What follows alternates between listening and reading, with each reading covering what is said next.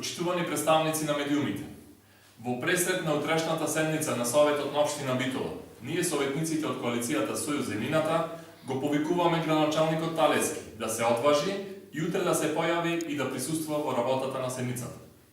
Со тоа ќе покаже дека неговото присуство на минатата седница, после 3 и повеќе години, не беше условено со нашето отсуство и дека е подготвен да одговори на вистинските прашања со реални одговори. На тој начин, граѓаните на Општина Битола јасно ќе препознаат кој, како и колку се залага за нивните интереси за подобар и попристоен живот. Денес во името на граѓаните кои ни го дадоа мандатот да ги застапуваме, поставуваме само дел од прашањата до градоначалникот Талески на кои тој треба да одговори. До кога планира да го толерира кршењето на законот и договорот за концесија на новиот реонски пазар со фирмата Полимер?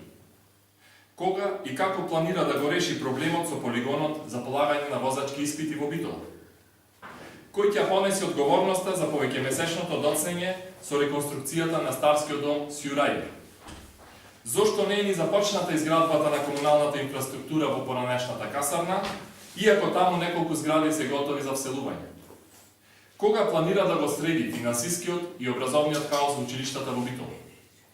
Кој ќе биде новиот ценовен шок за битолчани, после речиси двојните поскапувања на цените на водата, комуналните услуги, канализацијата, цената за престој на старите лица и новите трошоци за паркирање?